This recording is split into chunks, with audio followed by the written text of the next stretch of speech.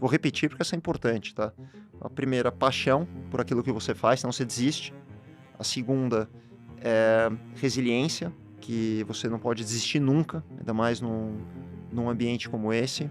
E a adaptabilidade, porque tudo vai mudar, você pode ter certeza absoluta que as coisas vão oscilar e você tem que ter um poder de adaptação fenomenal para poder acompanhar o mercado. Arthur, eu não conheço um cenário que não seja de crise. Aham.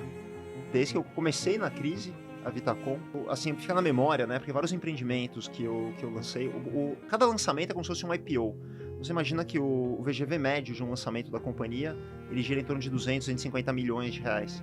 Então, cada vez que você vai pôr um empreendimento na rua, é como se fosse um IPO. E eu lembro, assim, de dias que um foi a pandemia, o outro foi a gravação do Temer, o outro foi o dia que caiu o rating do Brasil. E fica na memória, né? Porque aquele dia é muito importante. Então o Brasil é uma crise constante, é um mercado muito, muito volátil. E o mercado imobiliário, obviamente, ele sofre oscilações. E definitivamente o maior fator de influência no mercado imobiliário é a taxa de juros. Primeiro, porque é uma lei da oferta e demanda, né? Você tem uma demanda, mesmo o crescimento orgânico da população, você tem uma curva de crescimento de população entrando no mercado para os próximos 15 anos, que é gigantesca. A produção ela não atende a demanda que já está formada, né? São pessoas que já nasceram, que vão entrar no mercado.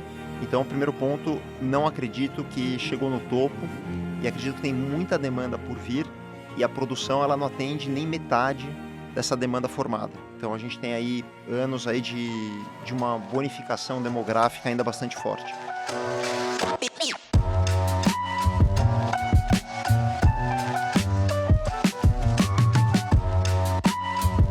Fala, gente, bem-vindos a mais um episódio do podcast Café com Ferri. Hoje com o Alexandre Laffer, CEO da Vitacom, vamos falar do que o brasileiro mais gosta de investir: imóveis. O cara criou uma das maiores empresas no mercado imobiliário no Brasil, a Vitacom, muito forte no estado de São Paulo. E a gente vai falar aqui sobre investimentos no mercado imobiliário, sobre o mercado imobiliário, para onde vai o mercado imobiliário, quais são as melhores oportunidades do mercado imobiliário, tudo isso. Hoje com o nosso co-host Arthur Horta, esse cara bonito aqui, ele tá meio travado, mas daqui a pouco ele se solta, que vai fazer a introdução aqui do Alê, e eu acho que a gente está num momento interessantíssimo de Brasil para falar sobre o mercado imobiliário. Pouca gente fala, pouca gente sabe comunicar sobre isso. Alê, obrigado por ter aceitado o convite de falar conosco. Arthur, faz a intro aí, tocamos. Fala, pessoal, é um prazer estar aqui no Café com Ferri. Bom, nosso convidado é empresário no setor de construção civil, né, em corporação. Ele iniciou a carreira aos 18 anos no setor de tecnologia, formado no Instituto Mauá de Tecnologia em Engenharia Civil. Em 2007, vendeu a sua primeira empresa e em 2009 fundou a Vitacom, aí, essa gigante do mercado imobiliário. Tá? Também é autor de livros sobre o mercado imobiliário e um empresário de grande sucesso que hoje vai falar com a gente. Ale, Ale, é um obrigado. prazer. Eu começo assim com a pergunta clássica. Começa desde o zero, para o pessoal te conhecer aí, que aqui é um público um pouco diferente, né? É um público pequeno por enquanto, mas será grande em breve. Legal essa humildade aí, cara. Prazer estar aqui. Monstro, Arthur. Obrigado aí pela intro. Cara, o Ale é um empresário, o Ale é empreendedor, nunca teve carteira assinada. Abri minha primeira empresa há 18 anos, uma empresa de tecnologia. A gente fez o Show do Milhão, você lembra? Lembro, Do Silvio Santos. adorava. Você jogava? Não jogava, mas eu assistia. Então, o Silvio Santos na época era o programa de maior audiência e eu vendi essa empresa bastante cedo, fiz um exit, né, como se fala, ainda bastante jovem. Eu fundei uma empresa do mercado imobiliário, mas com um conceito totalmente diferente. Né? A minha cabeça na época era trabalhar a mobilidade. Eu era um cara que ficava 5 horas por dia dentro de um carro, era insano, eu perdia muito tempo. Você imagina, são 45 dias do ano no carro, no trânsito. E eu falei, cara, eu quero montar uma empresa do mercado imobiliário, mas com a ideia de solucionar o trânsito. E a gente está aqui gravando no bairro da Vila Olímpia. O primeiro prédio que eu fiz foi aqui no bairro, com um intuito assim: as pessoas trabalham aqui, eu vou fazer um apartamento menor, porque esse bairro era caro, né, para caber no bolso das pessoas. Continua caro. Continua super Muito caro, é caro. muito valor. Talvez um dos mais caros do Brasil. E a gente fez um apartamento pequeno, de uma forma importante para democratizar, que coubesse no bolso das pessoas. Aí ele poderia morar e vir para o trabalho a pé, de bicicleta, ele não precisaria ficar preso no trânsito. Era esse o nosso conceito. E acharam que a gente é completamente maluco. 2009 era pós-quebra do mercado americano, lá dos bancos, todo mundo lembra, e aí vieram uns gringos para cá, né, investir, vamos ver, os Estados Unidos estava aquele crash enorme, vamos investir no Brasil. Aí os gringos vieram aqui no bairro da Vila Olímpia, há um tempo atrás, naquela época era um bairro muito inexplorado ainda, não tinha nada. Eles olharam para mim e falaram, cara, você vai fazer um prédio residencial aqui no meio do nada. O cara pegou o avião, foi embora, nunca mais me deu retorno. E foi assim que eu comecei a jornada com um conceito, uma ideia na cabeça, o dinheiro da venda da minha empresa, muito friends and family, que foi a forma como eu encontrei de trazer capital. Eu ia com a pastinha, Ferri, no bairro do Bom Retiro, aqui em Conheço São bem. Paulo. Conhece bem? Conheço. Conhece nada, cara. Como que você conhece o Bom Retiro? Conheço os empreendedores de lá. Brincadeira. Já tá bom, né? É que eu sei que você é de Porto Alegre, né? Na lógica. E eu fui captar dinheiro e comecei a Vitacom literalmente do zero. Foi uma empreitada, uma ideia empreendedora. Tu juntou quanto, assim, pra começar? 3 milhões? Não, mais porque os números são muito altos no mercado imobiliário, né? Então o terreno, ele tinha uma exposição inicial e a gente tinha que comprar um título que chamava de CEPAC, que ele é vendido em bolsa, é uma espécie de uma outorga onerosa que você paga para a prefeitura e tem que ser cash, né? Não tem conversa. E era bastante dinheiro na época, então eu precisei captar para poder fazer o primeiro prédio aqui na Vila Olímpia e foi um sucesso estrondoso. Eu lembro na época eu não tinha absolutamente não tinha como contar a história da empresa, né? Então eu fui dar uma entrevista. Isso foi em 2009. 9. E tinha que dar uma entrevista e falou: mostra aí a tua empresa, não tinha nada. Eu subi em cima de um trator para tirar uma foto, porque não dava nem para levar no escritório. Meu escritório era em cima de uma lojinha do McDonald's, aqui na Faria Lima. E foi assim que eu comecei, né, essa jornada da Vitacom. Hoje são mais de 100 prédios, a empresa realmente Qual o está VGV geral até hoje, tu sabe, de cabeça? superado 10 bi já desde a história da companhia do D1. Bastante. Isso aí tem que estar no site, né? Tá no site? Não, o VGV somado não. Ele fala às vezes anualmente, Tem- né? Dicas de comunicação. do Boa, Café com obrigado. Ferri. Ó, galera que tá escutando aqui do marketing, pode colocar no site aqui, ó, recomendação do Ferri. Cara, VGV geral vendido, unidades vendidas, contando, assim. tem Isso é algumas maravilhoso. coisas, tem algumas coisas lá. Eu fiz o dever de casa, né? tem aí 15 anos de empresa, né? Mais de 100 projetos, né? 70 empreendimentos entregues. Mas uma coisa que você falou que me chamou a atenção agora foi a seguinte. Começaram em 2009, justamente ali um ano pós-crise. E também depois disso, alguns anos para frente, o Brasil entrou em outra crise, né? Recessão. E, cara, esse mercado sofreu bastante, né? Como é que foi ali para vocês tá nesse cenário de crise? Qual alguma dificuldade que teve ali nesse início? Arthur, eu não conheço um cenário que não seja de crise. Aham. Desde que eu comecei na crise, a Vitacom, que era esse pós-crise americana, depois, logo na sequência, você teve a Marola, depois você teve Dilma, etc. Eu assim, fica na memória, né? Porque vários empreendimentos que eu lancei, cada lançamento é como se fosse um IPO. Você imagina que o VGV médio de um lançamento da companhia, ele gira em torno de 200, 250 milhões de reais. Então, cada vez que você vai pôr um empreendimento na rua, é como se fosse um IPO. Você prepara, você compra o terreno, você faz todo o filing, que na verdade são as aprovações, daí você faz o book building, que é você fazer aquele pré-vendas, né, com os investidores imobiliários, e daí o dia do lançamento é praticamente um IPO. Então, é aquele momento crítico. E eu lembro, assim, de dias que um foi a pandemia, o outro foi a gravação do Temer, o outro foi o dia que caiu o rating do Brasil, e fica na memória, né, porque aquele dia é muito importante, e geralmente, assim, são vários. Então, o Brasil é uma crise constante, é um mercado muito, muito volátil, e o mercado imobiliário, obviamente, ele sofre oscilações, e definitivamente o maior fator de influência no mercado imobiliário é a taxa de juros. Assim, é impressionante como você tem a própria pandemia não tem o impacto que tem a taxa de juros no nosso setor. O que tu acha dos 14% de Selic do Roberto Campos falando nisso? É óbvio. Todo mundo que está na economia real e não é rentista, eu acho que tem uma objeção enorme com essa taxa alta, porque ela trava tudo, né? Trava a economia, trava investimentos, e a gente torce para que ela caia o mais rápido possível e volte para um patamar saudável. Minha paciência com o seu Roberto Campos já se foi. Se esgotou. Faz um tempinho já. 90% dos bilionários do mundo fizeram fortuna no mercado imobiliário. Tu acha que isso tem relação com o mercado imobiliário não ter cotação? Eu entendo que são algumas Eu características, acho que tá? se tivesse cotação que nem a bolsa, se tivesse piscando o valor de mercado O de cara ia todos os ficar com o ativos. dedo nervoso para vender? Não, acho que não, mas o que que eu entendo do mercado imobiliário, e você tem toda a razão, eu tive muito contato com vários empresários americanos e, como você falou, a maior parte deles fez fortuna com o mercado imobiliário. Acho que o primeiro deles, assim, que é um patrimônio que ele é muito sólido do ponto de vista que tem a volatilidade do mercado, muita empresa vira pó, muito papel vira pó, e o mercado imobiliário, ele continua lá, ele pode até estar depreciado, mas ele sempre tem uma resiliência e volta a um patamar até mesmo pela escassez, ele volta para um patamar de preço e as pessoas acabam tendo que segurar, até mesmo porque ele não é tão líquido para vender. Então, ele preserva patrimonialmente o valor, né, de muitas famílias, de muitos bilionários. Outro ponto, que ele tem uma valorização no tempo, né, também está ligado à escassez, à falta de substituição. E um outro ponto que eu acho crucial, que as pessoas falam muito pouco, que é o poder da alavancagem, né? Ainda mais nos países que têm juros baixos, as pessoas conseguem fazer uma alavancagem patrimonial que permite um crescimento desse patrimônio imobiliário e eles acabam acumulando fortunas. Para quem não entende, explica para nós essa alavancagem patrimonial que as pessoas não entendem.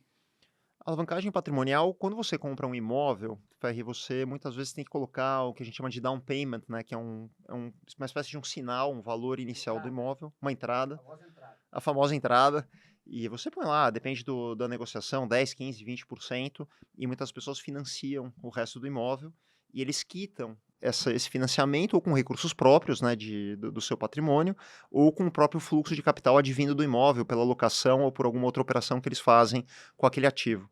E depois de X tempo, aquele financiamento é quitado e ele tem o patrimônio do imóvel. E a maior parte das vezes aquele imóvel se valorizou no tempo e ele constrói um patrimônio bastante alto. Em países em que a taxa de juros é baixa, essa equação ela é muito positiva, né? Então você tem épocas, né, no mundo, principalmente, vamos pegar a Europa, por exemplo, os Estados Unidos, as pessoas tomavam juros muito mais baixo do que a taxa do aluguel, o yield, que a gente chama, e aí ele acumula um patrimônio muito, muito grande. E esse é um dos grandes segredos do mercado imobiliário e tem pessoas que operam muito bem. Eu tive com um grande mestre que ele ele faleceu ano passado, chama Sam Zell. Ele foi um dos grandes investidores do mercado imobiliário mundial. O cara é um monstro, um mogul, né? Um grande sábio. E ele falava, né, que o Brasil é incrível, tem todos os fundamentos, tem demanda, tem população, mas falta um detalhe que é o poder da alavancagem, né? Como o nosso juros ele é muito alto e muito volátil, muitas vezes ele atrapalha alguns tradings do mercado imobiliário, mas quando os juros caem, meu amigo, o patrimônio imobiliário, ele dispara, a demanda dispara, que é um pouco do que a gente está vivendo agora, né? Com essa curva já descendente, né, com essa Já tá previsibilidade, você vê melhorando, então. eu diria que o primeiro trimestre ele foi 4 a 5 vezes superior ao Q1 de 23. Então, para você ter uma ideia já do quanto o Caraca. mercado aqueceu. É muito sensível. Vamos fazer uma propaganda aqui da Vitacom. Quais são os diferenciais competitivos da Vitacom contra a concorrência? Eu queria só dizer aqui que o mercado de imóveis é um mercado que não inova. É um mercado que é o mesmo há 50 anos. E até o Roberto Justo disse que vai revolucionar o mercado imobiliário com a empresa nova dele. Então eu vou perguntar sobre isso também, mas eu queria perguntar quais são os diferenciais da Vitacom em um mercado onde não tem inovação. O maior deles, Ferri, a Vitacom se especializou em ser a melhor empresa disparado para investimentos imobiliários. Então, nós criamos toda uma estrutura focada no investidor. Então, desde a originação do terreno, é um terreno pensado por que ele é o melhor investimento. Então, critérios como liquidez, como valor de locação, como potencial de valorização, escassez, mobilidade, focados no investidor. E nós fizemos também um modelo em que os investidores qualificados, eles entram no momento antes do produto ser levado ao mercado de varejo, em que a possibilidade de ganhos é muito alta, porque ele entra como se fosse um co-incorporador. Então, deixa eu explicar. O mercado imobiliário ele demanda muito capital, né? Cada terreno em São Paulo, facilmente você atinge valores com 100 milhões de reais. Um terreno é algo bem, bem comum. E você precisa de capital para poder fazer a empresa crescer, continuar progredindo. Empresas que têm capital aberto, elas fazem uma operação chamada follow-on, né? Que elas emitem ações, elas vendem uma parte da companhia para financiar o crescimento. No nosso caso, como nós não temos o capital aberto, nós fazemos operações de private equity. Então, nós fizemos muitos deals com fundos soberanos, fundos internacionais, Oriente Médio, Estados Unidos, que foram muito bem sucedidas. E agora, no momento, a gente tem um apetite para ficar com um stake maior dos projetos e a gente tem feito operações com investidores qualificados. Então, ele entra com um percentual como se fosse um co-incorporador, fazendo um investimento na incorporação no projeto, e ele entra num preço, num valor competitivo em que ele tem muito retorno. Então, o nosso alvo é atingir 25% ao ano de retorno, né, desse investimento imobiliário, e nós nos especializamos em dar todo o suporte. Mas 25% ao ano não é meio sonho, assim? Não sei por que não. Na verdade, você tem a composição com o INCC, né? Então, você supondo que o INCC gira em torno de 6, 7% projetado, a gente está falando de um retorno de 18% sem a correção da inflação. Então, esse é o retorno que a gente almeja no mercado imobiliário. Quando nós entramos em um projeto... Mas isso aí não quem entra no começo, né? É o mercado normal, digamos. Isso quem entra no começo. Quem entra no começo. Então, isso, obviamente, ele tem um risco. O risco qual que é? Pode demorar um pouco mais para aprovação, você tem algumas questões atinentes à dinâmica do mercado imobiliário, mas ele captura um valor maior. Então, se ele vai ficar para renda, ele entrou num ponto bastante atrativo de mercado, então ele tem uma rentabilidade sobre o valor investido, né, que é o yield on cost, que nós chamamos muito elevado, ou ele pode revender esse patrimônio, esse imóvel, com uma valorização futura. Então, e nós nos especializamos, então tem todo o suporte, tem toda uma estrutura para fazer todo relacionamento, todo o suporte para esse investidor, e a empresa ela é inteiramente focada em atender os interesses do investidor, seja ele um investidor qualificado que entra antes, ou um investidor que ele entra na sequência comprando a varejo. E aí nós criamos uma segunda empresa, né, que ela foi fundada há cerca de 5 anos, que chama House, que é uma empresa que ela dá um suporte para o investidor ao longo da jornada, né? Como é que é isso? A gente vendia um apartamento para um cara que queria ter renda, um investidor que ele comprava num plantão e falava, olha, eu quero ter uma renda passiva. Quantas unidades foram vendidas já? Hoje já ultrapassamos 10 mil unidades aí desde a história da companhia. E esse a House é uma super imobiliária? A House não, ela começou como uma super gestora de imóveis. Então, o que acontece? O investidor comprava, eu sou um dentista, comprei um apartamento. Pô, no dia seguinte eu tinha que atender um inquilino. Cara, só porque o mercado imobiliário subiu de 2009 para cá, eu ouso dizer que pouquíssima gente perdeu dinheiro com a Vitacom. Não perdeu. A valorização média é impressionante. 92%, né? 92%. Pô, Arthur, cara, é um monstro, hein? É jornalista, cara. O AI É jornalista, cara. Aqui. Muito bom. Mas é isso mesmo. A rentabilidade média, o retorno médio foi de 92%. Isso é comprovado. Isso é 92% o quê? De retorno nominal sobre o investimento. Nominal, o cara comprou algo por 100 mil, vale 192. É isso.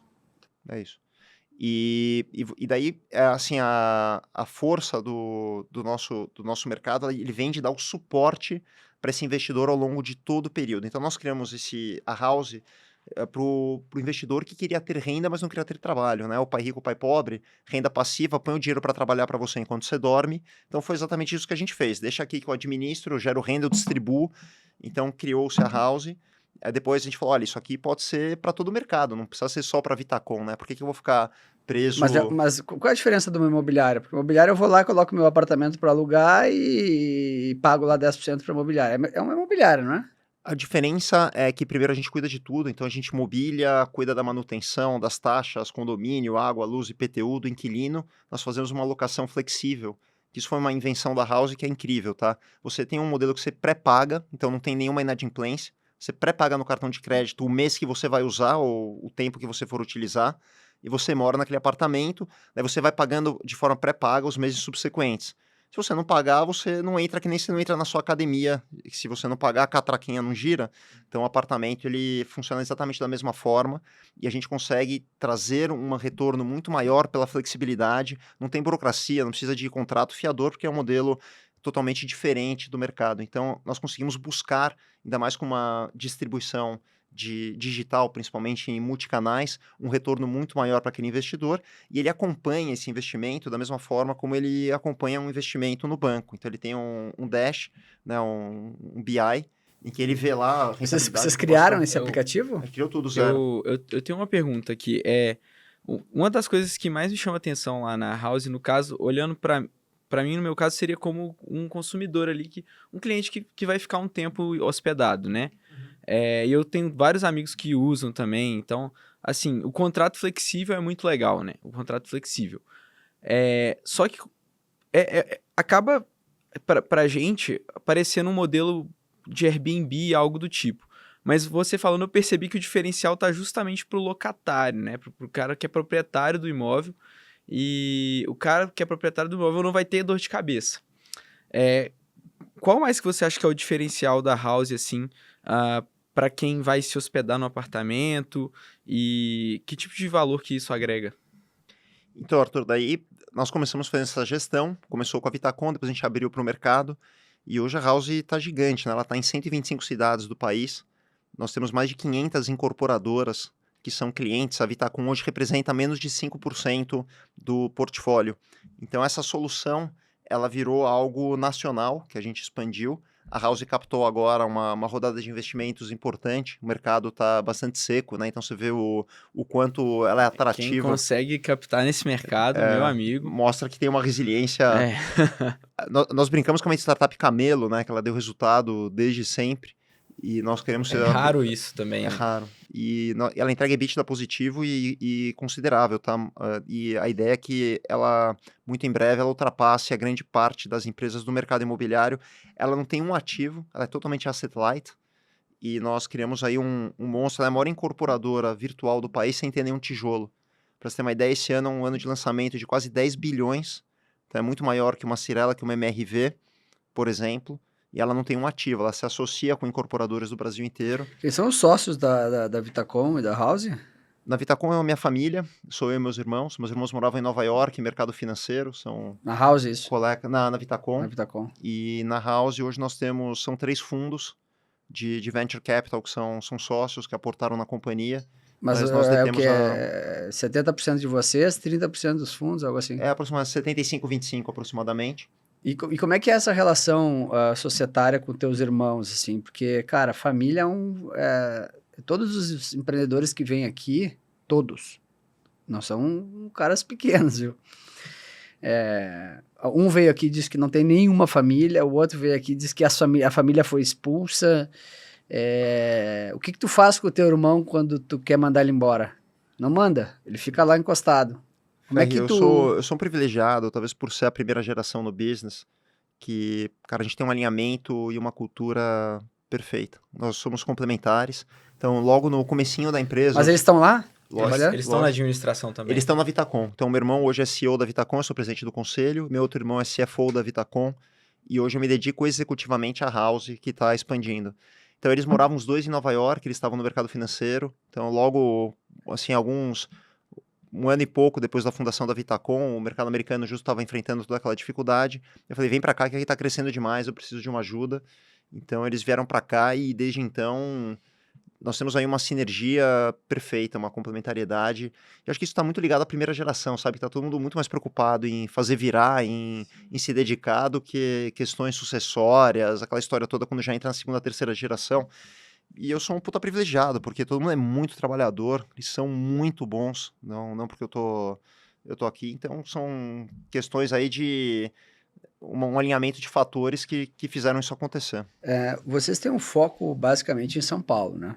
A Vitacom é 100% de São Paulo. 100% de São Paulo. Uhum. E para vocês ganharem capilaridade, vocês têm que sair daqui também, né? Porque tem outros mercados bem interessantes também fora São Paulo aqui, né? Algumas outras capitais aí, não Rio de Janeiro, né? Que é faixa de Gaza, mas tem algumas outras capitais. Como é que é o planejamento de vocês para sair daqui? Porque eu percebo que tem um pouco de bairrismo aí, né? São Paulo, Vila Olímpia, Itaim e tal. Primeiro eu vou falar, porque para escalar tem que ir para novos mares. Novos mares e tal. E depois eu vou falar um pouco sobre onde investir, por que investir e sobre o pricing hoje, né? Porque eu tô vendo apartamento, né? Até te confidenciei isso aqui. E, cara, o negócio tá num patamar impressionante, assim, né? Isso que eu queria te... Impressionante potencial de valorização, né? De preço também, de né? preço também. Pra pagar tá né? puxado. Porque, tipo, tá chegando aí, alguns imóveis estão saindo na faixa, até acho que a JF lançou um empreendimento agora, ultra high, né, tá, sei lá, 100 mil metros, alguma coisa assim. Não vende nisso, mas que venda a 50, é muito também. Então eu queria falar disso. Vocês pretendem escalar esse business para fora de São Paulo ou não? Aqui tem mercado para fazer mais 300 empreendimentos cara, time que é bom joga em casa, né? É melhor jogar em casa do que jogar fora. E depois eu queria passar para esse negócio de pricing. A Vitacom é uma incorporadora. Uma incorporadora, numa linguagem bem simples, é a empresa que fabrica, né? Ela é o responsável pela fabricação do imóvel. Então a Vitacom, ela é 100% em São Paulo. Nós entendemos que o mercado imobiliário no business de incorporação, ele é um business regional. Você conhece cada rua, cada legislação, cada pequeno detalhe daquele mercado, ela não vai sair. Inclusive, ela está num quadrilátero limitado de São Paulo. Tem muito mercado, tem muito volume. Esse é um ano para quase 2 bi aí de VGV, de lançamento. E é o ponto ótimo que a gente acredita que a empresa tem que estar. Toda a expansão nacional e internacional é feita através da House. Nós acreditamos que é um modelo muito mais escalável, né? Um modelo muito mais ligado a um modelo de franchise, um modelo de... A House vale mais que a Vitacom hoje? A Vitacom não tem ação em bolsa, né? Então você não consegue ter uma marcação. Então, hoje eu acredito que ainda não, mas os múltiplos de tech e a forma como a House está crescendo, o EBITDA que ela vai entregar esse ano, Acho que pode comparar ela com o Airbnb. O Airbnb é o Seria nosso um grande par parceiro comparável? de distribuição, né? Ele é parceiro. Ele é parte do nosso ecossistema, vamos dizer assim. Então nós distribuímos através do Booking, do Airbnb, de vários outros canais. Então ele é um grande parceiro hoje de negócios. Então a House faz mais a parte da gestão pro... cara, sensacional. Mas a Entendi. grande parada, Arthur, que a gente descobriu ao longo do caminho... Cara, ninguém sabe o que faz. Eu vou pedir pro Ale explicar de novo. O que faz a House? Boa. Então, assim, de uma forma muito simplista, a House ela transforma uma moradia, um prédio, em um mini shopping center de serviços e produtos. Falar, que é isso, Ale? Como é que você chegou nisso? Então, a gente começou fazendo uma gestão do apartamento num prédio. E aí nós percebemos que esse prédio era um prédio analógico, né? Ele não tinha absolutamente nada. É um tijolo e está lá uma portaria e ele não tinha nada. E nós começamos a levar serviços e produtos para dentro daquele prédio. Então, administrar a locação é um produto. A gente levou o carro compartilhado, mini mercado, lavanderia compartilhada, adega de vinho, internet, tem aluguel de eletrodoméstico. Sim, são centenas de produtos e das maiores empresas do planeta. Então, a gente está falando de uma Renault, de uma Localiza, de uma Magalu, de uma Unilever. E aí, nós começamos a equipar prédios com uma série de serviços, entre eles a locação de onde a gente veio. Então, hoje a gente tem uma quantidade enorme de prédios no Brasil todo, em que nós conectamos o prédio aos serviços do mundo real. A receita vem de quem para a House? Quem paga é o seguinte, a indústria, ela coloca a solução dela dentro do prédio. Então, é só a Unilever, eu vou lá e coloco máquinas de lavar e vendo com sabão em pó e utensílios para lavar roupa. Toda vez que um morador vai lá e lava uma roupa na lavanderia, uma parte do dinheiro vai para a Unilever, obviamente, uma parte vem para a House, né? Então é um take rate, uma comissão, e uma parte vai para o prédio. E daí o que acontece? Quanto mais as pessoas usam, mais barato fica o condomínio, porque gera receita para o prédio. A indústria tem um novo canal que começa a vender dentro da casa das pessoas, e a House pega um percentual de tudo isso. Então hoje tem prédios com 20, 30, 40 serviços que nós colocamos lá dentro. Explica quais são os serviços principais, que mais vendem. Hoje o mercado, sem dúvidas, é um dos principais. Supermercado. Aquele mercado de conveniência, mercadinho. Lavanderia, um outro. Você tem a internet, que é muito forte, carro compartilhado, carregador de carro elétrico. Então a matriz energética está mudando muito rápida e é muito caro para colocar um carregador. Então nós colocamos sem custo nenhum. O nosso parceiro, né, o vendor, e ele cobra por carga daquele carro elétrico. Então o carro elétrico é um que tem gerado muita receita. Daí tem serviços que vão desde lavagem de carro, massagem, você tem engraxate. Então nós colocamos profissionais que vêm prestar serviços dentro dos prédios. Então você imagina que o prédio começa a virar uma grande central de serviços. Eu gosto de uma analogia que é igual ao celular, né? Aqui você tem hoje, você se comunica, você tem o GPS, você tem o Instagram. Então nós pegamos o prédio e colocamos um monte de aplicativo lá dentro e a gente pega um percentual de tudo isso que é feito de receita. E o dono do apartamento também deixa por vocês administrarem o imóvel, ele deixa um percentual também. Quem quer para renda, né? Não são todos, sim. né? Você tem quanto o muitos cara moradores. deixa? 10%? Hoje, de 10 a 15. Deixa eu te perguntar sobre a escalada dos preços em São Paulo, né? Aqui, eu acho que o Itaim é o lugar mais caro. É para ser no Rio de Janeiro, né? Como é que chama? Leblon, né? Mas eu acho que Leblon, Itaim é o lugar Timbu. mais caro de São Paulo hoje para um imóvel AAA. Eu acho que talvez, né, só alguns prédios no Leblon que sejam mais caros que aqui. E assim, pelo que eu tô vendo, não tem apartamento para alugar na Vila Olímpia e no Itaim, né? O que tem é caro, bem caro. Um apartamento de 30 metros aqui, arrumadinho, tá, sei lá, 7 mil por mês. É um negócio bem, é caro, né? Para a realidade do Brasil é caro. Tu não acha que chegou num pico, um teto isso? Porque, pô, o cara que 30 metros, 7 pau de aluguel, assim, e é uma coisa recorrente. Se tu vê num site um apartamento nessa região aqui, essa região que é a região mais valorizada, por 5 mil, tu vê de manhã, de tarde não tem mais. Tu acha que isso já não bateu num teto, ou tu acha que a gente vai caminhar aí para níveis de Hong Kong, Nova York, os preços são assim exorbitantes em lugares onde as pessoas vão exclusivamente para trabalhar aqui nessa região, e eu sei que vocês focam aqui, né, os empreendimentos. Tu acha que quanto tu vê o metro quadrado de um imóvel bom em São Paulo? Quanto tu vê o pricing hoje? Quanto tu acha que vale ele? E quanto é comprar bem? É uma dica pra galera. Quanto é comprar bem? Quanto é comprar mal? Aí Então, primeiro, não acho.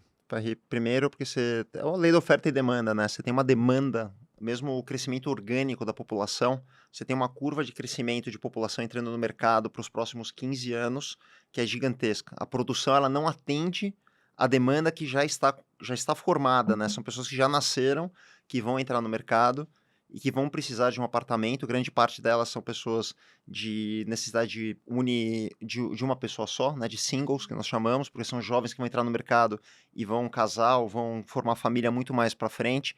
Então, o primeiro ponto, não acredito que chegou no topo, e acredito que tem muita demanda por vir, e a produção ela não atende nem metade dessa demanda formada. Então, a gente tem aí anos aí de uma bonificação demográfica ainda bastante forte.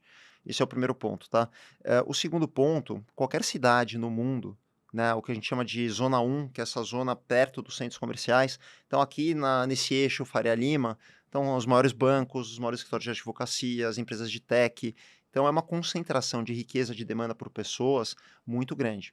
E o número de apartamentos, obviamente, ele é diminuto.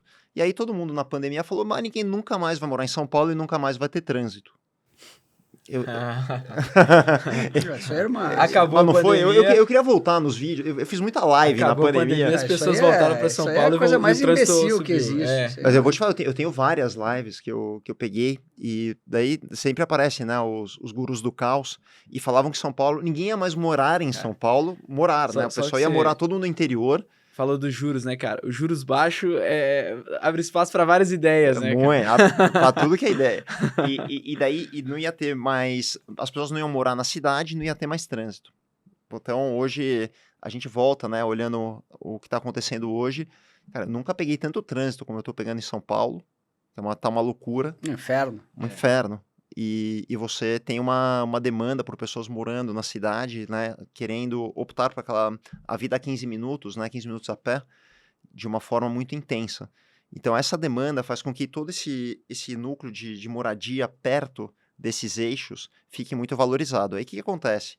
As pessoas que não têm esse poder aquisitivo, que você falou, 7, 10, 5 mil reais um apartamento, elas acabam indo para a zona 2, 3, 4, e geralmente buscam algum tipo de mobilidade que as ajude a chegar mais rápido naquele lugar que elas precisam estar diariamente. Então, pode ser um metrô, um ônibus, bicicleta, uma ciclovia. Então, você tem algumas alternativas que hoje são primordiais, que é aquilo que a gente sempre acreditou na fundação da Vitacom, que a mobilidade seria o principal drive da escolha do empreendimento, porque as pessoas prezam, acima de tudo, o tempo. Né? O tempo é o bem mais valioso, não é o espaço do apartamento, não é se o cara tem uma sala maior, mas o maior bem de todos é o tempo que nós conseguimos gerar na vida da pessoa. Eu acho que... Mas eu vou fazer um corte aqui.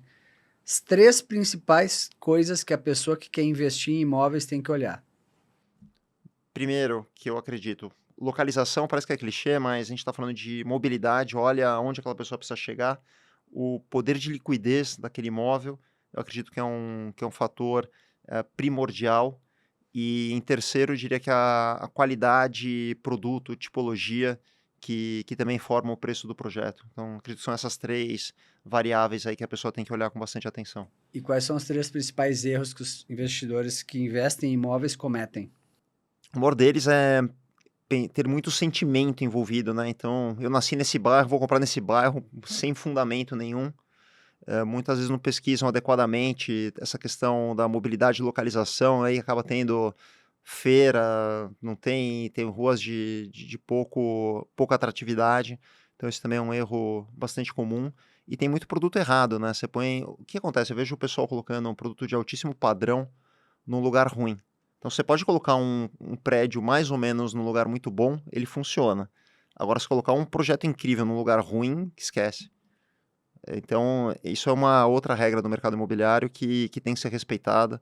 A localização ainda really matters, né? E se partir do pressuposto aí do modelo de negócio da Vitacom é justamente olhar a localização, né, cara? A localização vai gerar mais valor ali, porque a pessoa vai perder menos, vai ganhar mais tempo, no caso. Mas a localização muda, Arthur. Olha que legal, né? A gente fez um projeto do lado do Allianz Parque, que é palmeirense, obviamente não precisa falar muito, mas o número de shows, de eventos, praticamente tem uma agenda cheia o ano inteiro.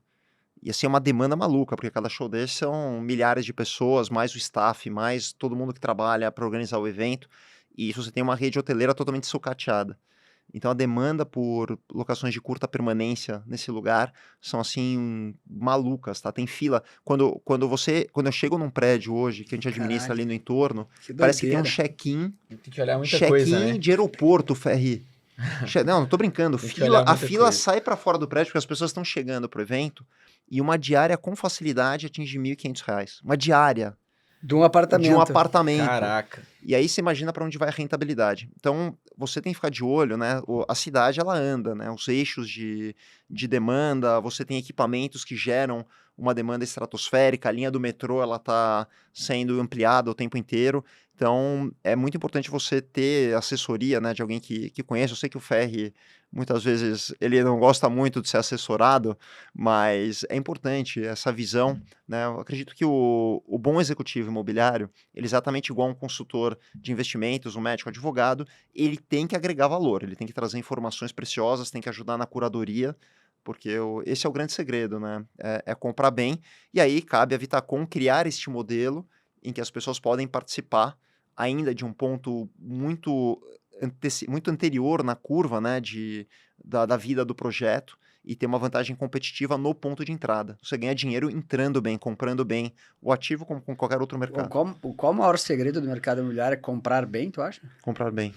Para ganhar dinheiro, obviamente, é todos aqueles pontos que a gente falou, né, para escolher, e principalmente comprar bem, né? Então as pessoas têm acesso a entrar no momento de investimento, que não é ir lá já no varejo com todo o circo montado, que também, porque lá ele tem vantagem de pagar parcelado, você tem um fracionamento também, tem a sua vantagem, que é bem interessante, mas as pessoas que de fato ganham muito dinheiro, que já têm um patrimônio consolidado, elas conseguem entrar num momento inicial e ainda capturar muito valor.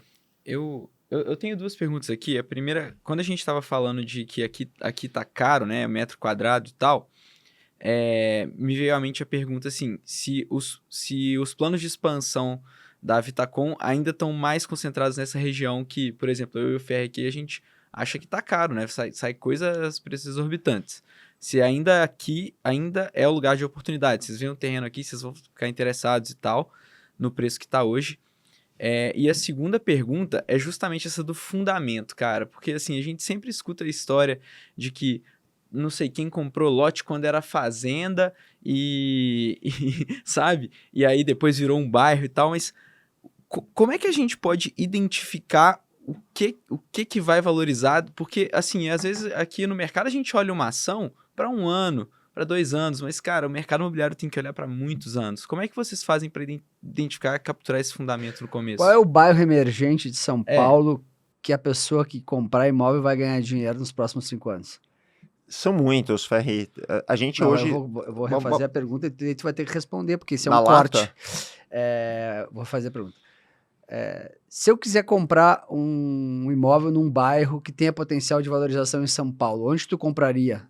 Me dá 3 3 bairros? bairros. Então, vamos lá. Eixo Faria Lima e adjacências, né? Então, você tem basicamente Vila Olímpia, Itaim e os bairros adjacentes. Eu diria que Perdizes, em torno, pela linha do metrô e a demanda que existe naquele bairro, também é um bairro muito promissor, que a gente olha com muito carinho. E eu diria que o outro eixo é o eixo paulista, que vai pegar Bela Vista, Jardins, até Centro. É uma região que eu gosto bastante. E parece óbvio, né? Mas é onde está a demanda de trabalho, faculdades, hospitais, e você tem uma linha de metrô de transporte super capilarizada. Então, são áreas assim que não tem erro. Você pode ir para outros extremos, que obviamente também tem potencial de valorização, mas essas 3 eu diria que não tem erro. E o patinho feio? Não fica inventando, né? E o patinho feio, aquela coisa que o azarão. Botou azarão. Difícil falar, Ferri. São Paulo, eu acredito que ele tem um poder, uma demanda. Eu tô pensando aqui. Você tem promessas que não aconteceram ao longo do tempo, né? Tem uma região em torno do Ceasa, que há muito tempo é uma promessa e não sai do papel. Então, esse timing pode custar muito dinheiro, né? Então, se você entra em uma área que você colocou seu capital e demora para aprovar, demora para sair, enfim, demora para consolidar, então aquele dinheiro vai corroendo no tempo. Né, e são fatores que não aconteceram. Tem o centro também, né, a promessa do governo de São Paulo de ir para o centro, revitalizar. Eu já passei umas 5 promessas de prefeitos e governadores que nunca se concretizaram. O prefeito vem aqui hoje falando nisso, hein? Cobra dele. Então, não, podemos... Espera aí ele chegar. Não, mas tem que... Mas não, essa ação é do governo do estado, né, não é nem da prefeitura. E me parece bastante séria, estou bastante otimista. Então, tá nesse eixo paulista, né? Então, se você pegar o centro, acaba estando naquela confluência ali, Consolação, centro de São Paulo, que eu acredito bastante como uma força importante. Mas tem regiões que foram promessas que não aconteceram, seja por questões de zoneamento ou por questões de equipamentos urbanos que não se consolidaram. E aí eu acho que tem que ficar de olho. É muita dependência do poder público. Eu aconselho a não ficar tão dependente dessas ações, porque às vezes elas não vão para frente. Resumindo assim, então, tipo, as oportunidades ainda estão nos lugares em que quem chega completamente fora pensa que é um lugar bom para morar, um lugar que tem transporte, tem perto do trabalho. Parece óbvio, né? Mas as oportunidades não tem nada assim, outlier, né? É o básico, né? É o básico bem feito. Tu acha que o tio do terreno é um investidor que nunca vai se sair de moda? Quem é o tio do terreno? O tio do terreno é aquele cara que tu tem um monte de investimento em bolsa, tá perdendo dinheiro, e o tio do terreno fala, olha, eu comprei um terreno, já triplicou de preço esses últimos meses. Assim, o terreno é muito difícil você perder dinheiro com terreno. Eu já vi casos que teve algum viés. Tem aquela carta no Banco Imobiliário que você tira a sorte ou revés, né? E tem algum revés que às vezes o zoneamento vem e mata o terreno do cara. Eu já vi acontecer várias vezes. Então, aquele cara que não tá atualizado, né? Ele falou, eu comprei um terreno e vou esperar.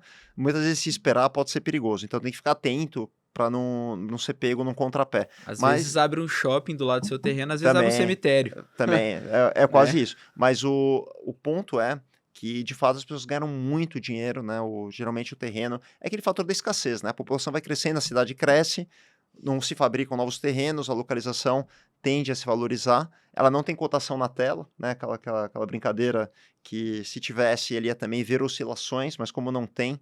Então, o maior segredo do investidor de imóveis é não ter cotação, tu acha? Se tivesse cotação... Não acho que imagina uma tia que comprou 5 imóveis para investir. Ela aluga, e ela visse, pô, vale 2 milhões hoje, no dia seguinte vale 1.800, na semana seguinte vale 1.600. Tu acha que ela teria a mesma tranquilidade para manter um portfólio se os imóveis tivessem cotação, se as coisas tivessem cotação, ou tu acha que isso não tá ligado?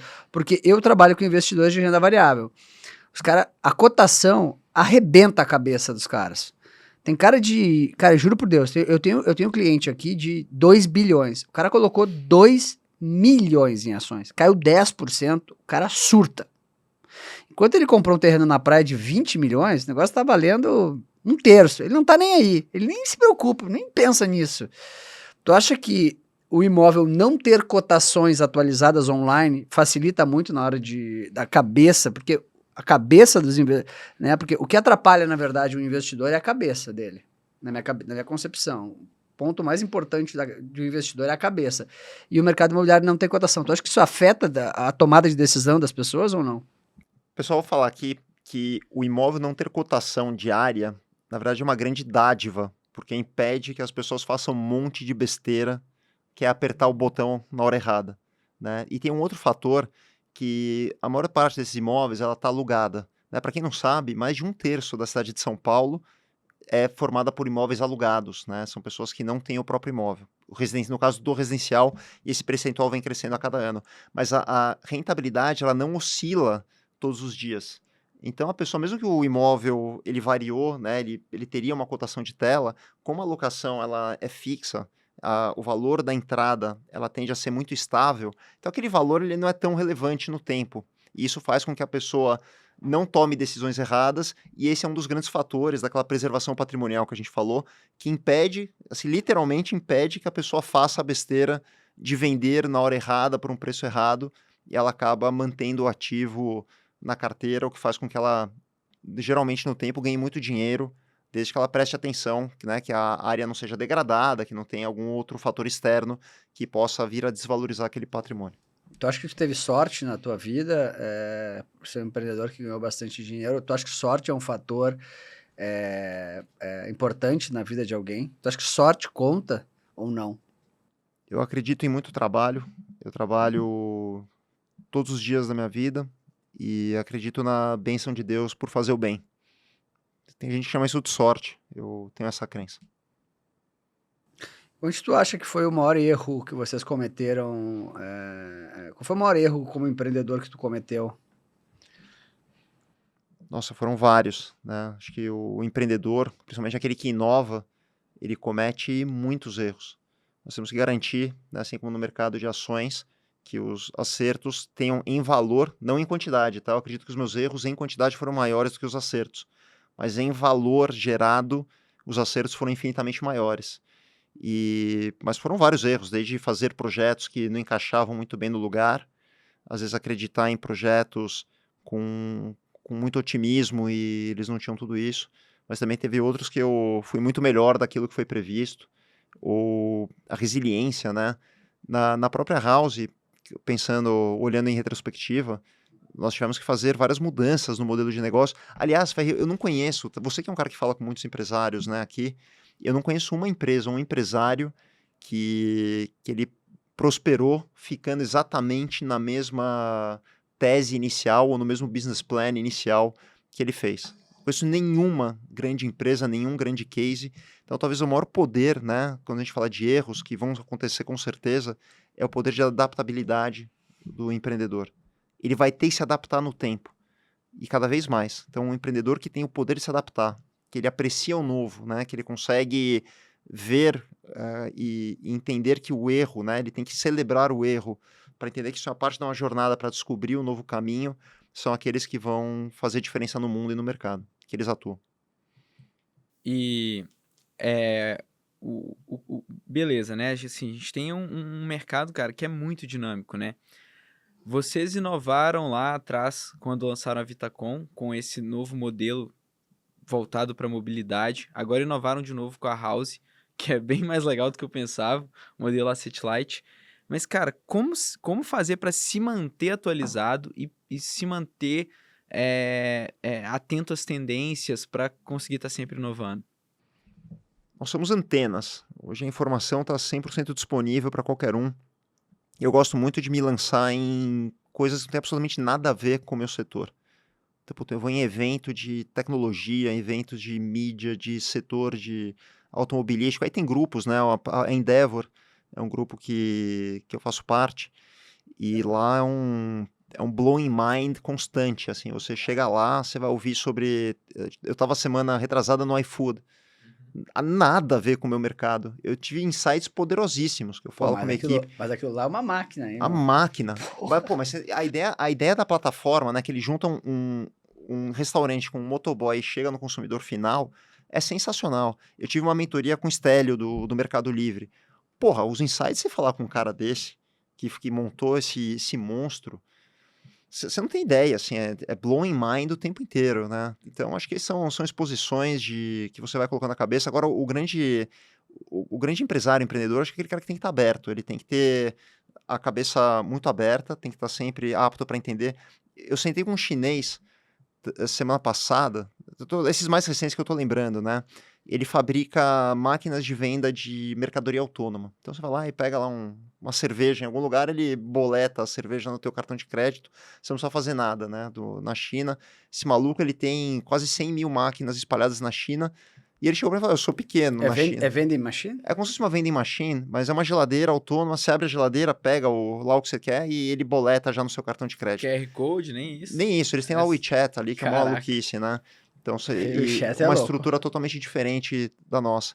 E assim, as dimensões deles é uma insanidade, assim, ele mostrando os números da China, ele tem 100 mil itens ali espalhados pela China, e ele abriu uma tela, assim, e cada vez que alguém comprava uma mercadoria, fazia um pop-up na tela. Então o cara comprou um salgadinho ali, batia na tela, lá tinha um mapinha da China, e assim, um volume estratosférico, e para ele ainda é pequeno. Então você fala, olha como no Brasil a gente pensa pequeno, né? Tudo bem que o mercado lá é diferente, mas dá para fazer coisas, escalas muito maiores, né? Principalmente quando você tem a tecnologia te apoiando, e isso vai abrindo a tua cabeça, né? O mercado imobiliário, o que me incomodava muito, né, no modelo de incorporação, que eu tenho um sonho de fazer um grande impacto na sociedade, de fazer algo realmente muito grande e escalável. Uma incorporadora você não consegue, você tem uma limitação geográfica de produção, por maior que você seja, ainda é muito pequeno. Então, quando eu estava na Vitacom, eu queria ir lá falar com a Apple, com a Magalu, com a Samsung, e o pessoal não me recebia. Falou, olha, tudo bem, você é uma incorporadora relativamente grande, mas você faz lá seus 10, 15 empreendimentos por ano, não dá para eu conversar com uma... E a maior incorporadora do Brasil ainda é muito pequena. Agora, por exemplo, num modelo de plataforma inspirado como um Mercado Livre, um iFood que a gente comentou, você começa a ter uma escala que você é recebido na Ambev. Então, a gente está falando com a Ambev. Quando que a Ambev ia falar com alguém do setor imobiliário? Então, isso é fantástico. Isso me move, sabe? A gente conseguir fazer uma revolução através de ideias e de modelos que permitem o mercado, uma empresa chegar onde jamais foi pensado, né? Algo que ainda não tinha sido feito. Vamos falar de uma coisa importante que está em moda agora, que é a briga do Xandão com o Elon Musk. Eu achei que era brincadeira. Não, tô enchendo o saco só. Eu tô enchendo o saco. Deixa eu perguntar, vocês pretendem fazer a IPO? Porque, cara, a IPO eu já fiz, né? É um negócio ingrato demais, assim. Mas se tu acertar, né? Aliás, para quem quiser fazer a IPO, me contrate como consultor. Juro, vai ser uma economia enorme. Eu vou te contratar. Sabe que na última janela, naquela... Tu não faz ideia quantos caras te entubam. Ah, você faz? Não, eu faço. Não faço. Então, deixa eu contar a história. Quando tu fizer, tu vai entender o que eu tô te dizendo. Então, nós fizemos o filing, os bancos mandatados, a última janela, quando os juros bateu 2%, nós acreditávamos que tinha uma janela, o mercado fechou rápido, mas foi uma experiência transformacional, eu diria, em todos os aspectos. É um pouco do que você falou, existe todo um mecanismo que, de certa forma, ele é muito mais pró-mercado, né, do que pró-empreendedor ou pró-empresário, e você aprende de uma dinâmica que muita gente desconhece. Então, acho que é um aprendizado que todo mundo deveria passar. Agora, todo empreendedor, em algum momento, você tem várias formas, né, de gerar liquidez, de fazer um home run, como a gente poderia falar, né, na sua empresa.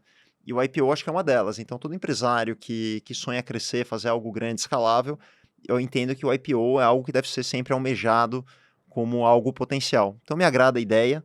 Não sei se para uma empresa no mercado imobiliário... Vocês estavam fazendo filing para sair em que valuation? Não sei se você pode falar aqui, mas na época... em torno de 1 bi. Mas era uma tese diferente, era uma tese de uma... Da Vitacom. Na verdade, era uma empresa híbrida. Eram ativos da Vitacom, geridos pela House numa Propco, numa empresa de propriedades, que se formaria uma nova empresa. Tá? Era uma tese para capturar juros baixos Então, você tem uma empresa de shopping center, né? Ela tem os ativos e a empresa de shopping center administra.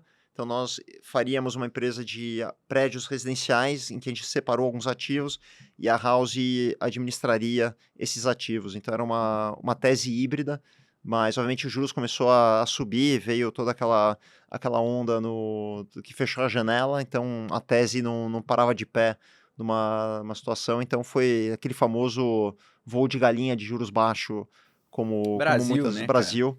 Então, mas foi uma experiência muito bacana e que mudou bastante o jogo, né, no nosso tabuleiro empresarial e acabou sendo muito bom, né? Hoje, olhando backwards aí do que aconteceu, eu acho que foi muito bom. Mas como você falou, Ferri, realmente é uma experiência. Eu recomendo que todo mundo que for pensar em entrar em um IPO e nunca tenha feito, que se cerque e tenha bons advisors. O cara sempre acha que tem bons advisors. Mas Sempre acha. Não, não, porque eu tô com o cara lá do... Não vou citar aqui. E esse aqui também. Eu falei, então tu espera. Não, mas tem que tomar cuidado. O advisor não pode estar conflitado, né? Então, ele não pode considerar que alguém que tem interesse cruzado, né, de gerar FIIs ou alguma coisa, ele não pode ser considerado um advisor direto. O cara nunca acredita nisso. Ele não acredita, né? Nunca. Enfim. Nunca vai acreditar. Quais são os... Eu sempre pergunto isso. Qual foi o maior ato de luxúria que tu já cometeu? Assim, pô, comprei um avião. Cara, eu sou muito humilde, assim, eu não tenho essas aspirações malucas. Eu não dirijo, eu tô vendo, tu tá usando uma camiseta que custa 3 mil reais. É humilde pra caralho. Nada, aqui, ó. Não, tô brincando. Mas qual foi o cara veio aqui com aquelas camisetas, sabe? Aquelas que... Não sei o que, 5 mil a camiseta. Eu não gasto nada. Não, vou te falar, ato de luxúria.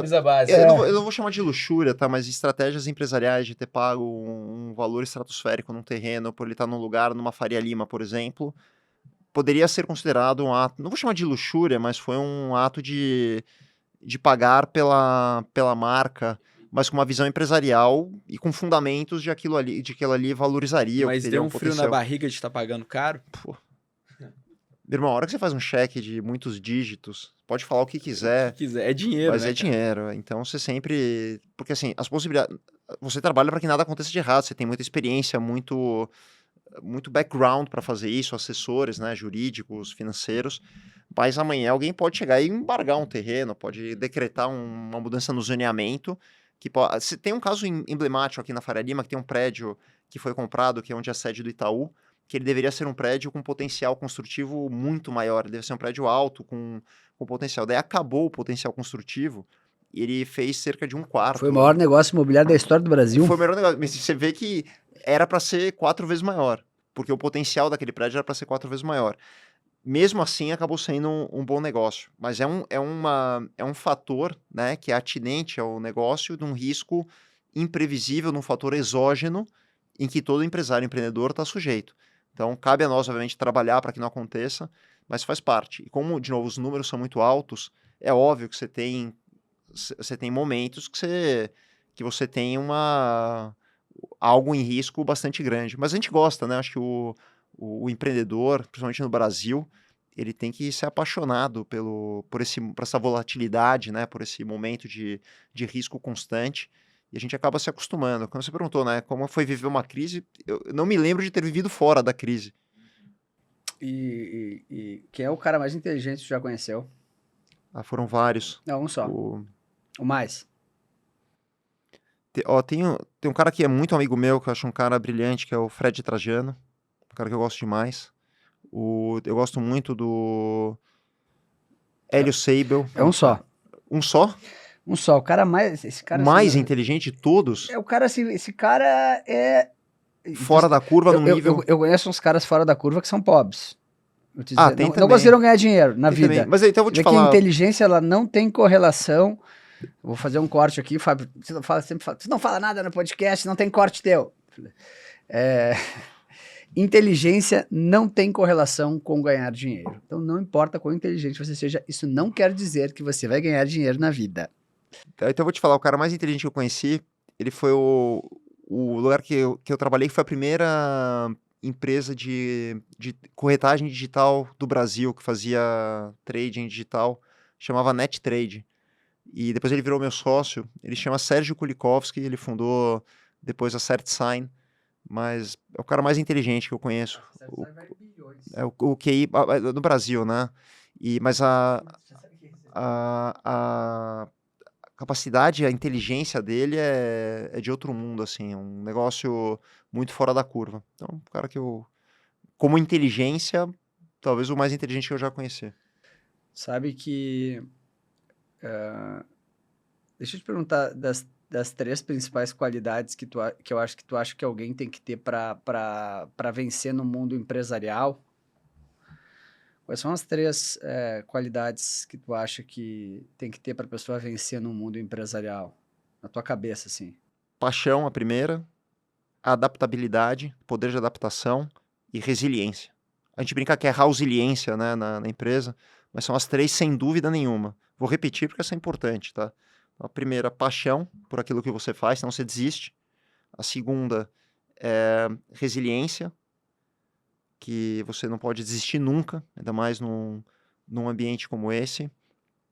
E a terceira, que agora fugiu. Resiliência. Não, resiliência eu já falei, eu perdi a ordem aqui. Que é a paixão, resiliência e a adaptabilidade. Porque tudo vai mudar, você pode ter certeza absoluta que as coisas vão oscilar e você tem que ter um poder de adaptação fenomenal para poder acompanhar o mercado. E quantos anos tu tem? Deixa eu perguntar, até, eu não sei se pode Eu perguntar. tô velho já. Tá. Eu tenho 46, Ferri. E olhando assim o cenário internacional, assim, de atrizes e mulheres, qual é a mulher mais bonita do mundo? Minha esposa, sem dúvida nenhuma, disparada, né? Ninguém chega perto dela. Essa pergunta é maravilhosa, os caras nunca respondem.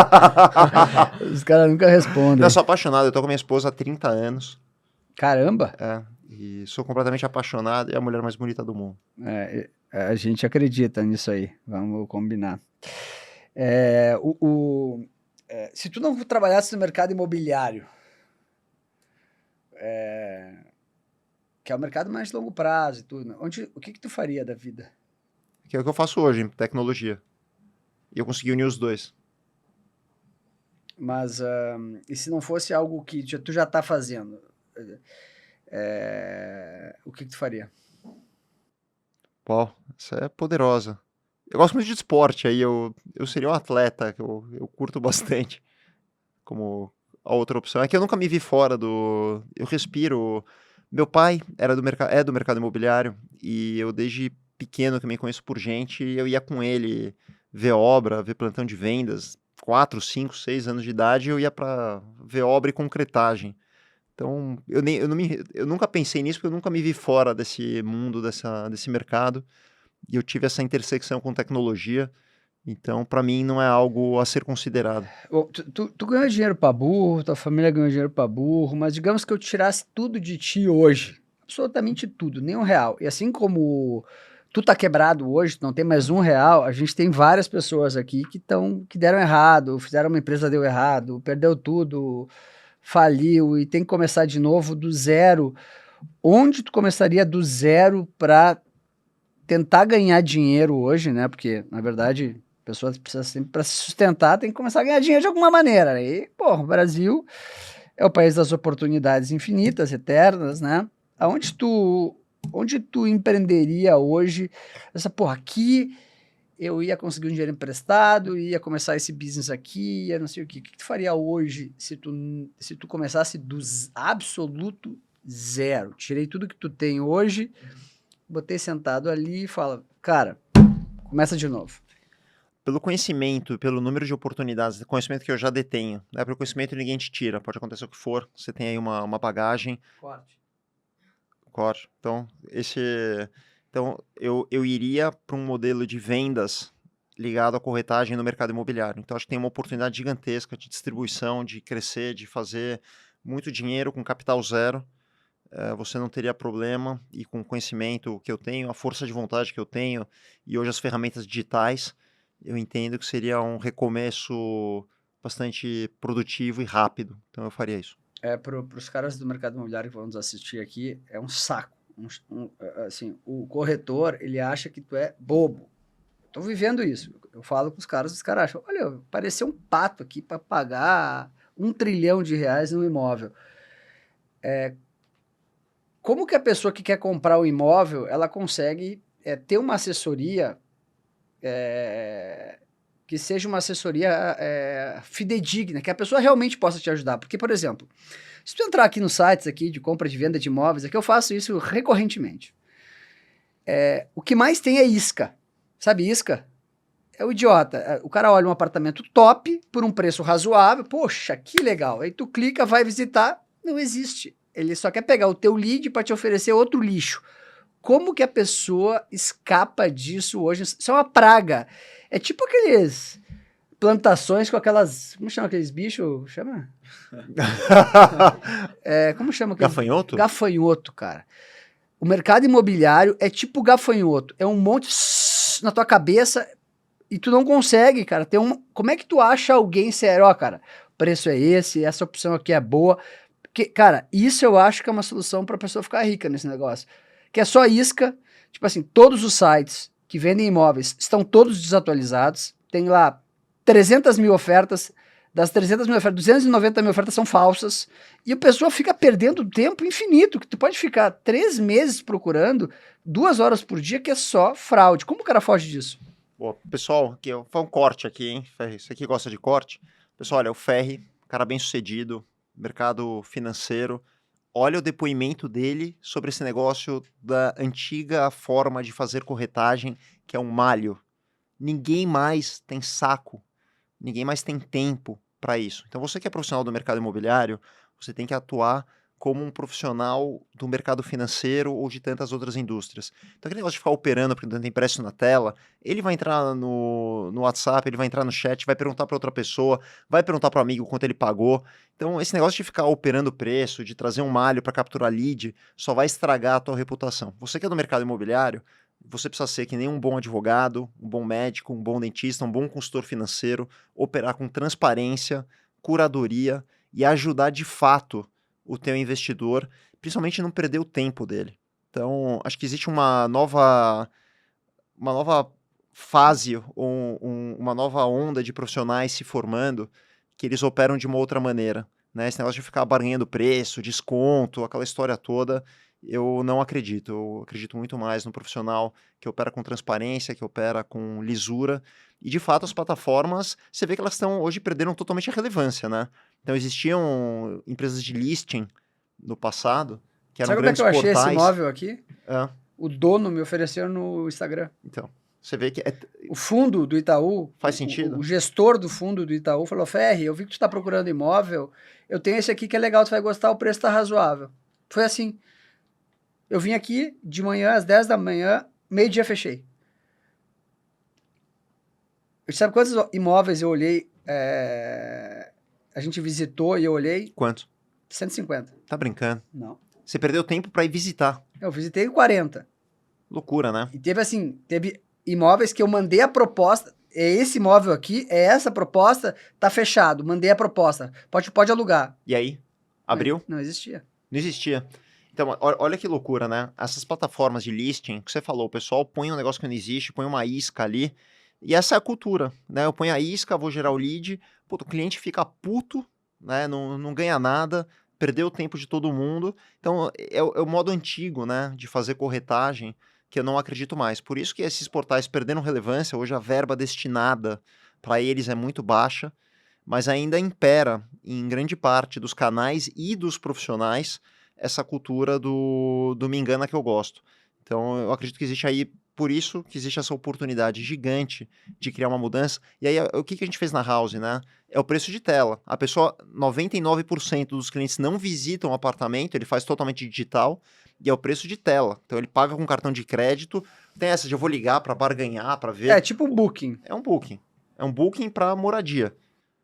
Ponto, não tem conversa. É o que as pessoas querem hoje. Não vai me dar malho, me fazer perder tempo. Eu acredito nisso. Existe uma resistência no mercado enorme. Grande parte das pessoas ainda acreditam no velho modo de fazer corretagem. Vocês viram que eu subi o tom, né? Que eu me irritei de verdade com esse assunto, porque esse assunto realmente me irrita. Deixa eu fazer uma pergunta. Pô, me irrita muito, cara. O cara fica puto com esse negócio. Até que bom que tu veio aqui hoje. Deixa eu até fazer uma pergunta para as pessoas que gostam de investir em imóveis. Qual é um preço imbatível para a pessoa comprar um imóvel AAA, 1 metro quadrado? Cara, tem alguns investidores que esse preço aqui eu compro. Esse preço aqui eu vendo. Tem uns caras grandes de imóveis que eles têm isso na cabeça. Eu sei que é difícil tu falar aqui agora, mas eu gostaria de tu dar essa dica pro pessoal, porque o pessoal gosta muito de dicas. O brasileiro gosta de dicas. Eles querem um negócio mastigadinho. Grátis. Ninguém quer pensar na mão. Dicas grátis. Dicas grátis é o que eu mais recebo no meu Instagram. Eu tenho 3, 4 milhões de pessoas me acompanham por mês, ultra qualificadas. E o que eles querem?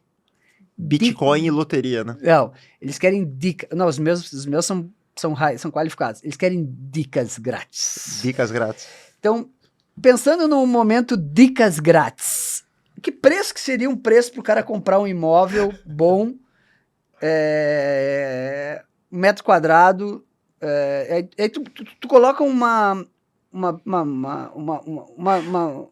caminho pro cara assim, esse preço aqui é barato, esse preço aqui é caro, né? Bota o parâmetro do que tu tá oferecendo, né? Tipo, AA, sei lá, um negócio bom, pra gente ter uma noção assim de que é um preço bom para comprar 1 metro quadrado em São Paulo, num lugar legal.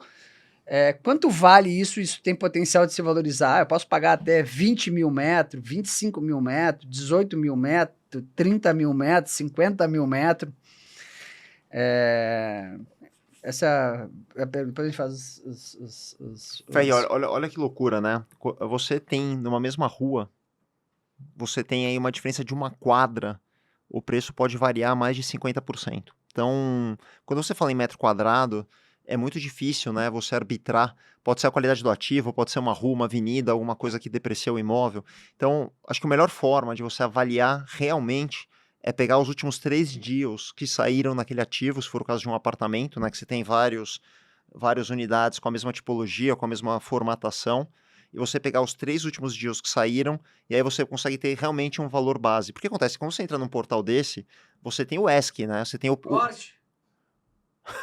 você tem o ESC, né, você tem o asking price, mas você não tem o preço em que saiu o negócio. Então, vá ver qual foi o preço que saiu. O zelador sabe, geralmente o registro de imóveis sabe, então você consegue ter uma base adequada. Se você comprar dali para baixo, no mercado secundário de um imóvel pronto, você está comprando bem. No mercado primário, que é o mercado de incorporação, aí o que é a dica, né? E por que a Vitacom se destaca tanto? Quando a pessoa entra num momento prévio, nós estabelecemos qual o preço de lançamento, que é a mesma coisa, você verificar quanto lançaram os últimos projetos, quanto foram vendidos de fato, né? Não é o ask price, mas é o preço de fechamento. E aí a pessoa ela consegue entrar geralmente em um valor que tem um potencial de valorização de 40% a 50% de margem para cima. Né? Então ele vai entrar num imóvel, digamos que vai valer 15, 16, 17 mil no lançamento, ele vai entrar 10, 11, 12 mil, e ele tem todo esse potencial de lançamento. E por que é isso? Porque ele entra numa condição de co-incorporador. Ele está, de certa forma, fazendo o follow-on daquele ativo imobiliário e ele participa como um co-incorporador. Então, eu acredito que esse hoje é o modelo onde mais se ganha dinheiro, onde você tem mais potencial. Se você for locar, você pagou 50% abaixo, portanto, a sua rentabilidade da locação, seu yield, vai ser muito mais alto do que a pessoa que paga o preço cheio. E se você for revender, aquela captura de poder de valorização até o lançamento e depois até o prédio ficar pronto, ele é muito alto. Então, é o modelo que eu mais acredito hoje, tanto acredito que eu pratico, né? Deixa eu te perguntar uma coisa, até uma dica para a Emily e para o Arthur aqui, que eles são jovens, é que eu sou velho já. Eu pareço jovem, mas eu sou velho. É o suco, né, Ferri? É o suco. Que suco é esse? É o suco. Depois eu te falo. Não acho aqui. Construção de patrimônio de pessoas que têm 200, 300 mil reais. A Vitacom lançou um empreendimento lá aqui na Vila Olímpia, na rua Chilon, até que eu estou olhando, e 40 metros quadrados, preço de lançamento foi quanto? 12 mil metros? 14 mil metros? Não, foi um pouco mais. Ali foi, na época, 17 mil, mais ou menos. 17 mil. Digamos que tu tenha feito uma proposta lá e comprou por 16 mil metros. Tu deu 100 mil de sinal, aí paga o resto nas chaves e tal, blá, blá, blá, blá. Esse imóvel que valia 400, 500 mil reais, e a pessoa deu 100 mil de entrada e foi pagando ele 2, 3 mil por mês no financiamento, ele, depois de um ano e meio, ele vale 1 milhão e 200, tu consegue sair por isso. A pessoa que desembolsou 100 mil de entrada e pagou mais 100 mil de parcela, ela vendeu esse imóvel, ela realizou um lucro de 700 mil reais. Ela construiu patrimônio. Efetivamente, ela tinha 200 mil, ela tem 1 milhão de patrimônio. Isso seria um negócio espetacular para a Emily, para o Arthur, para o Fábio, toda a equipe aqui. Tu indica para as pessoas fazerem isso com a Vitacom, porque eu acho que tu ajudou na construção patrimonial de muita gente. Já Muito. pensou nisso? Já. Vamos lá. Mas é importante. Como é que funciona? Dicas que você Dicas de quer. corte. Dicas. Dicas grátis. Dicas grátis, É, cara. E olha que eu não costumo fazer isso. Eu cobro caríssimo qualquer coisa. Quem é meu cliente sabe. A gente estava falando no começo sobre alavancagem, né? Como é que funciona? Então, quando eu compro um imóvel, eu vou dar uma entrada, que a gente falou, que é uma parcela daquele imóvel. Então, digamos que eu dei uma entrada de 15%, tá? De um imóvel. De 600 mil da Vitacom. 600 mil. Eu paguei 90 mil. 90 mil. 90 mil. E depois eu vou pagar parcelas mensais até a entrega das chaves. Então, vamos dizer que a gente vai pagar 25% do imóvel até a entrega das chaves. Então, 25 de 600, 150 mil. Se aquele imóvel que estava precificado no lançamento por 600 mil, ele dobrar de preço, o que acontece? Não vamos dobrar, vamos para 1 milhão. Eu ganhei 400 mil reais. Se eu pus 150 mil e ele vale 400 mil reais a mais, eu acabei de fazer os 150 mil valerem 400 mil. Então, eu fiz quase 3 vezes o valor que eu coloquei. Então, isso acontece com muita frequência. Agora, qual é a recomendação, pessoal? Não vai ir lá e comprar um imóvel e botar 150 mil se você não tem a condição de tirar um financiamento ou pagar o imóvel no final. Porque tem gente que faz essa conta, eu botei 150 mil e vou tirar 400, mas é importante que se o mercado tá ruim na hora da entrega, ou eu não consegui revender, eu vou quitar aquele apartamento e depois eu vou fazer a revenda. Então, a minha recomendação é não vá fazer uma loucura de comprar um imóvel que você não tenha depois como cobrir quando vier aquela obrigação. Mas, de fato, muita gente, mas muita mesmo, porque lá nesse caso que você falou da Rua Chilon, quem comprou a 16, 17 mil na época do lançamento, ele literalmente dobrou de preço em 3 anos. Dobrou, tá 30, 35 mil, Bom. depende da tipologia. Então, quem colocou... Vitacom fazendo milionários. Não, mas não tem nada. Isso foi. O mercado andou nesse tempo, obviamente. O ativo é bom ali também. O ativo é incrível. E ele foi valorizando aquela região da Faria Lima. Quando a gente comprou num lugar bom, o mercado andou. No pós-pandemia, mas essa pessoa, ela passou momentos de falou, pô, será que as pessoas vão voltar a trabalhar?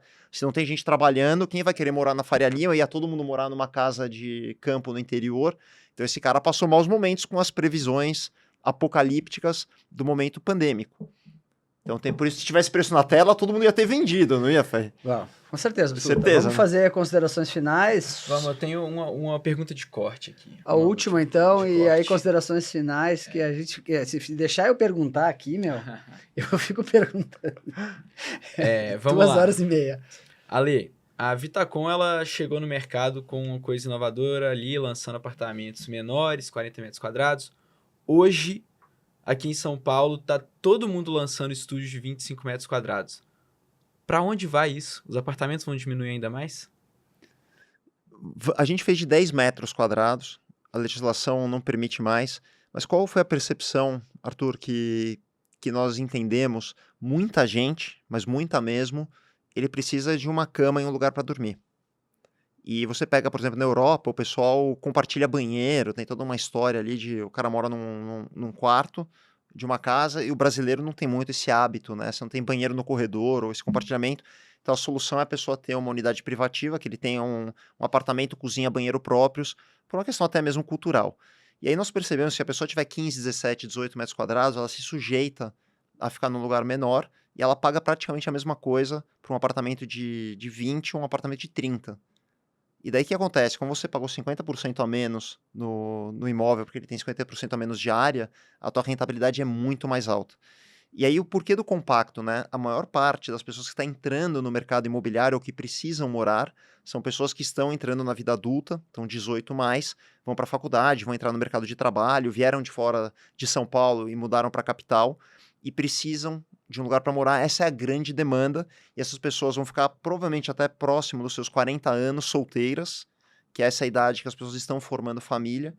E aí a demanda é gigantesca e não se produzia, não tem base desse tipo de apartamento. Por isso que se produz tanto e é por isso que precisa de tanto, porque a nossa história, né, a pirâmide mudou e a pirâmide etária mudou e principalmente a cabeça das pessoas, né, a correlação tempo, formação de família, expectativa de vida, né, as pessoas hoje a 90, 100 anos, pô, eu não preciso casar mais com 20, eu vou casar com 40. Vou me dedicar ao trabalho, vou viajar, vou estudar. Então mudou. As pessoas têm que entender que mudou. E tem muita gente que ficou presa, não, tem que produzir apartamentos de 300, 400 metros quadrados, que hoje, nos preços que a gente está falando, custa 15, 20 milhões. Quantas pessoas aqui conseguem comprar um apartamento de 15, 20 milhões para morar num apartamento grande? Então também tem o bolso das pessoas, o poder aquisitivo. Então eu entendo que esses apartamentos eles vão ter uma demanda, de novo, por pelo menos mais 15 anos, uma demanda muito, muito forte. E falando um pouquinho da Vitacom, né? Então, primeiro, a gente se especializou, ficamos sem dúvida nenhuma os melhores nesse tipo de oferta para investidores principalmente. E eu tenho uma tese, né, que eu acredito. Você imagina que grandes marcas, né, uma Rolex, se toda vez que alguém copiou o relógio, você fala, agora eu não vou mais fazer relógio, eu vou fazer mochila. E a Louis Vuitton, né, toda vez que alguém copiou aquela mala, aquela estampa deles, cara, agora eu não vou mais fazer bolsa e mala, eu vou fazer agora óculos, fone de ouvido. Então, eu acredito que as empresas que realmente são competentes, especializadas e são as melhores na classe em que elas atuam, são as empresas que vão prosperar com muita consistência e muita resiliência naquele mercado em que elas atuam. Bom, aproveitando esse gancho, é o seguinte. Na última janela de IPO, várias empresas de construção vieram para a Bolsa, né? Uhum. E a maioria delas, muitas delas construindo muito estúdio. Foi um período também que, logo antes da pandemia, teve muita empresa lançando empreendimento de estúdio. Você acha que... até eu cheguei a visitar, cara, quando eu mudei para São Paulo, um prédio cheio de estúdio, mas tudo vazio, né? É bolha isso aí? Não tem bolha. Assim, você pode ter, talvez em algum momento, me entregaram 5 prédios numa micro-região, você pode até ter uma demora para ocupar aquilo, tá?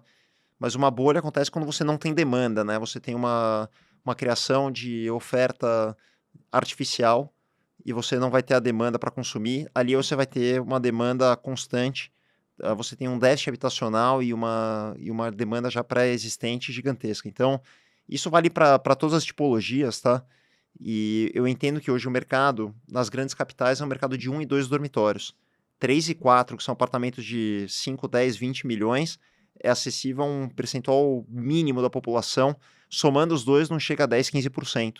Então, 85, 90% da produção deve ser feita de apartamentos compactos, que são aqueles que atendem a demanda, então são pessoas solteiras ou pequenas famílias, e que cabem no bolso. Então, é simples assim. Então, não existe bolha no Brasil, até mesmo porque o índice de PIB versus crédito imobiliário é extremamente baixo comparativamente. Estouramos o tempo mais uma vez. Considerações finais. Considerações finais, bom, prazer estar aqui. Eu queria, acho que finalizar aqui que não interessa o que você faça, né? Mercado financeiro, mercado imobiliário, corretor de imóveis que a gente falou aqui, ou assessor de mercado financeiro, tem uma paixão extrema por aquilo que você faz. E tenha um propósito maior, né? O propósito ganhar dinheiro, o propósito de simplesmente estar lá porque é um trabalho para botar dinheiro em casa são muito fracos, você não vai chegar onde você quer.